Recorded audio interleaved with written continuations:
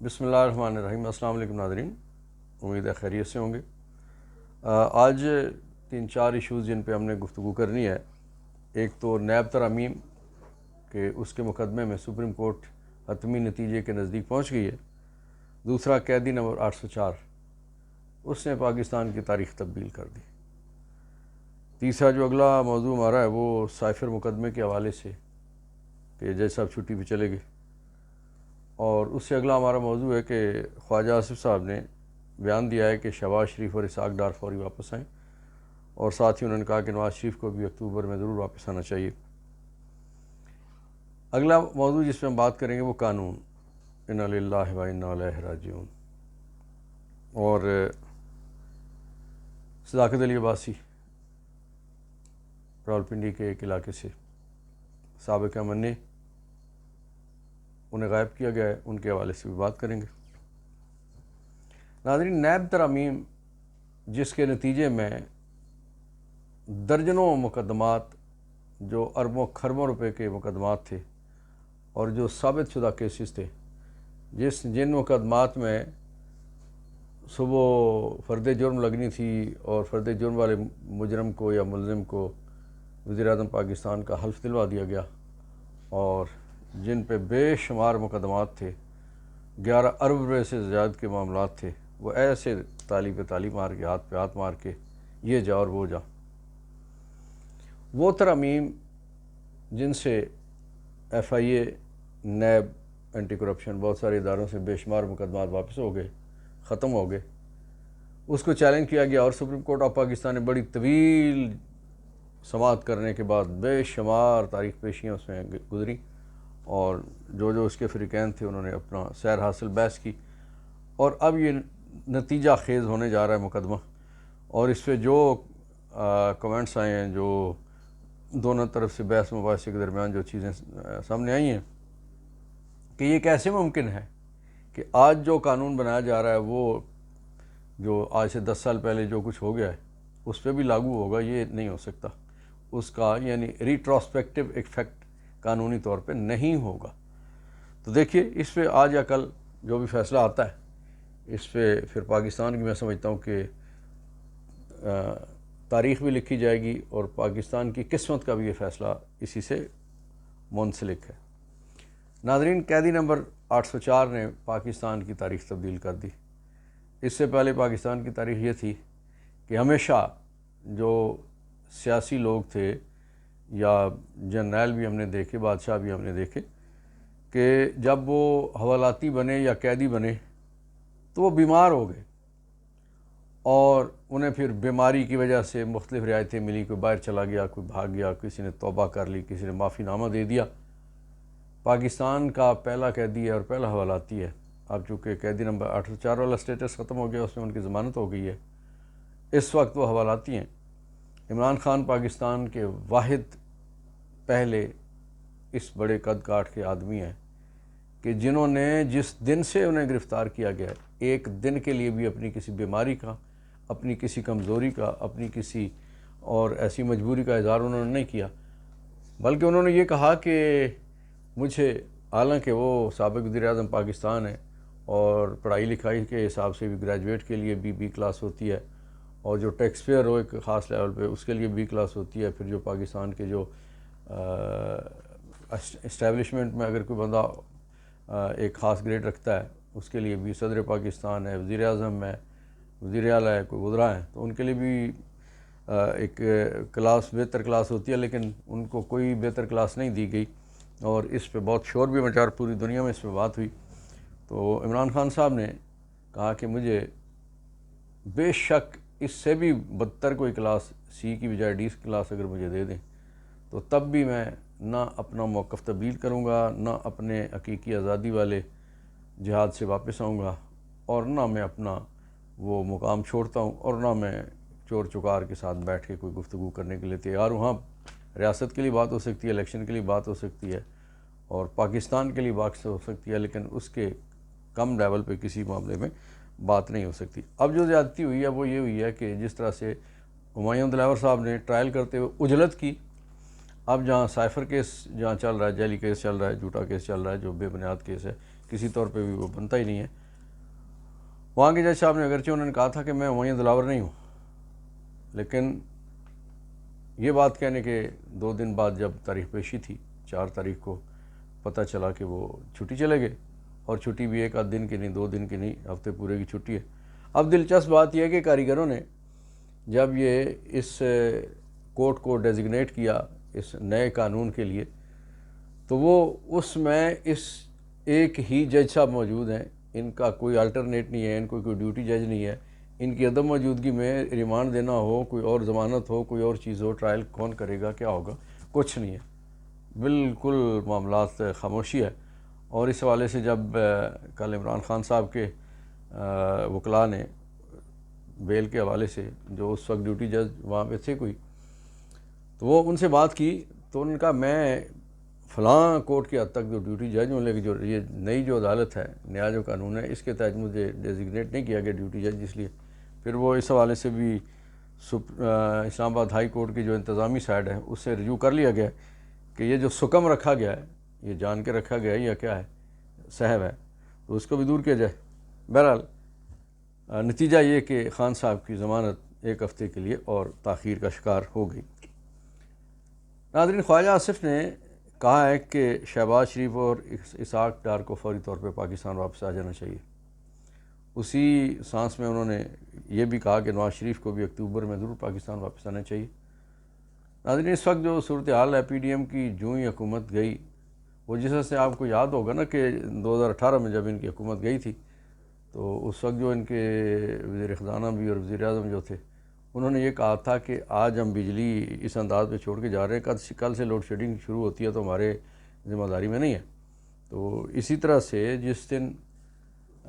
P D M کی government گئی ہے اور انہوں نے ریاضی اور شہبازی نے چن کے جو ستارے ڈھونڈ کے لائے وہ اور چاند ڈھونڈ کے لائے، تو وہ انہوں نے کہا تھا کہ ہم پاکستان کو مشکل میں سے نکال کے یہاں تک لے آئے ہیں۔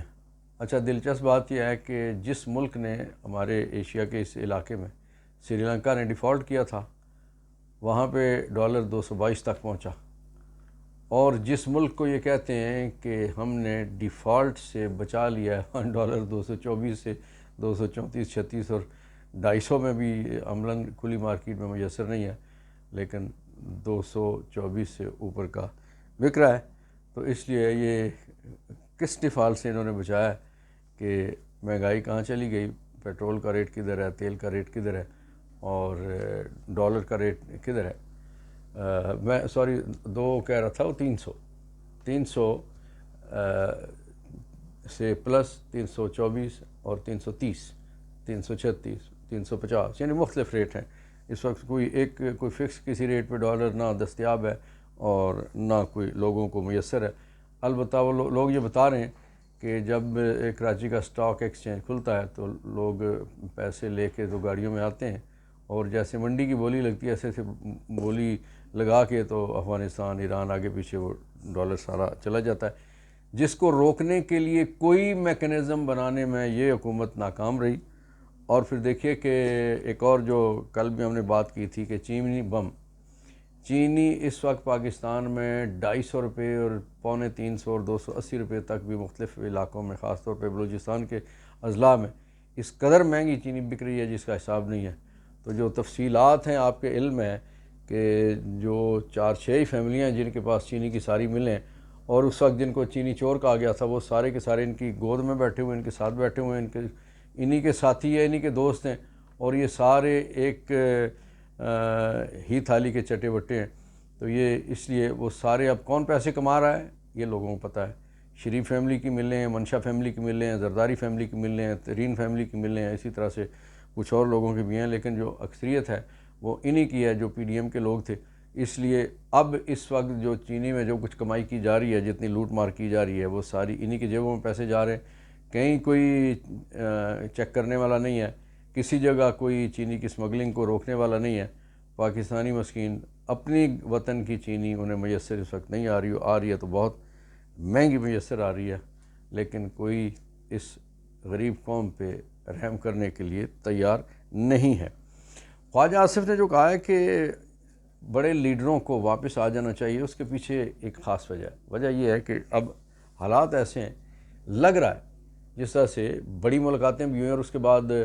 آپ کو پتہ ہے کہ جو پاکستان میں جو وکلاء کے 2 گروپس ہیں جو آپس میں الیکشن بھی لڑتے ہیں،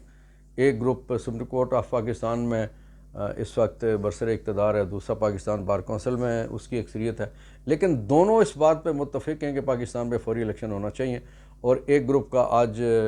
کنونشن تھا رول آف لاء کے حوالے سے، اور انہوں نے بلکہ صدر پاکستان سے یہ کہا کہ آپ کو اختیار ہے، آپ کو کسی سے پوچھنے کی ضرورت نہیں، آپ الیکشن کی ڈیٹ اناؤنس کریں۔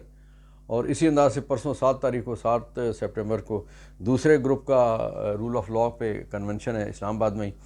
اور پھر ظاہر ہے ان کا بھی اعلامیہ اسی طرح کا ہی ہوگا۔ اس وقت وکیل برادری ساری اس بات پہ متفق ہے کہ پاکستان میں اس وقت قانون نہیں ہے، آئین کی دھجیاں بکھیری جا رہی ہیں۔ 1973 کے آئین کو جس طرح سے ضیاء الحق نے کہا تھا کہ یہ کیا ہے، ایک چند کاغذوں کا ایک چیتھڑا ہے اور یہ کون سا کوئی آسمانی صحیفہ ہے، اور وہ اس نے تو کہہ کے اس نے تذلیل کی تھی، لیکن آج اس کی تذلیل بغیر کہے عملی طور پہ ہو رہی ہے۔ میڈیا پہ عملی طور پہ پابندی ہے، ایک جماعت ہے جس کو نشانہ بنایا جا رہا ہے، وہ اس کو کوشش کی جا رہی ہے کہ الیکشن آئندہ بیلٹ پیپر پہ اس کا انتخابی نشان نہ ہو۔ ایک ہی شخص ہے جس کو نشانہ بنایا جا رہا ہے، اور ایک ہی شخص ہے جس کے لیے کسی قسم کا اور اس کے ساتھیوں کے لیے کوئی قانون ضابطہ باقی نہیں رہا۔ ناظرین، بھلے وقتوں میں یہ ہوتا تھا، اور ضابطہ فوجداری جو ہمیں پچھلے سے بھی پچھلی صدی کا بنا ہوا ہے، اس میں یہ طے تھا کہ کسی بھی ملزم کو کسی بھی ریاست کے کسی حصے میں بھی گرفتار کیا جائے گا تو وہ 24 گھنٹے کے اندر نیئرسٹ میجسٹریٹ صاحب کے پاس اسے پیش کیا جائے گا،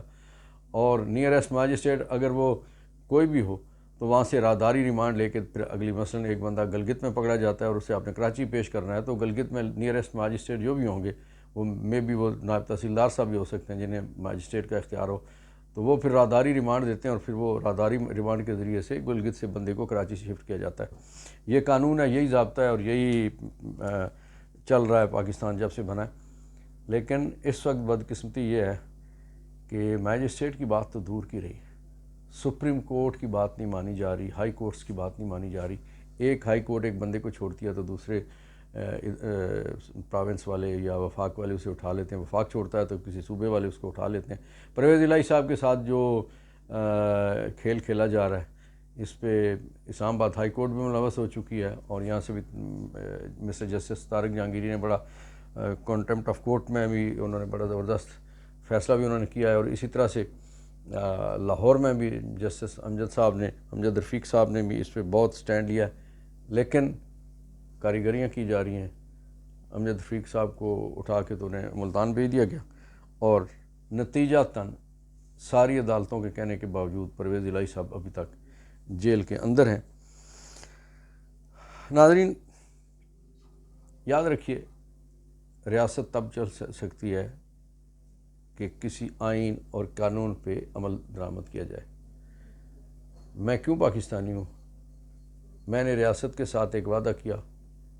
اور ریاست نے میرے ساتھ ایک وعدہ کیا۔ ریاست نے مجھے کہا، آئین کے جو ابتدائی بنیادی حقوق کے آرٹیکلز ہیں اس میں یہ کہا کہ میرے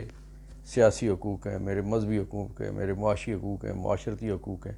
اور اس کے علاوہ بے شمار اور میرے حقوق ہیں۔ اسی طرح سے میرے اوپر فرائض ہیں کہ میں ریاست کے قوانین کی پابندی کروں۔ میں ریاست کے قوانین کی پابندی تب کروں گا کہ میں اگر اس ریاست کا شہری ہوں، اور میں اس ریاست کا شہری ہوں تو مجھے جتنے حقوق آئین کے مطابق، قانون کے مطابق دیے گئے ہیں وہ سارے میں انجوائے کر سکوں گا۔ لیکن بدقسمتی یہ ہے کہ اس وقت کراچی سے لے کے خیبر تک، گلگت بلتستان تک، اس وقت وہ حقوق جو آئین کے ابتدائی آرٹیکلز میں دیے گئے ہیں، بنیادی انسانی حقوق، اور پھر خاص طور پہ اس میں آج کل جس کا سب سے زیادہ لوگ شکار ہیں، آرٹیکل 10A، کہ اگر کوئی ملزم یا مدعی وہ اپنے موقف کی جانچ کے لیے، اس کے سچ کے لیے، اپنا موقف ثابت کرنے کے لیے کسی انکوائری، ٹرائل، تفتیش میں، تو وہ کسی حد تک بھی جا سکتا ہے، لیکن لوگوں کو یہاں حقوق نہیں دیے جا رہے۔ اور اس کے سب سے بڑا جو نشانہ بنے وہ عمران خان بنے، کہ جنہیں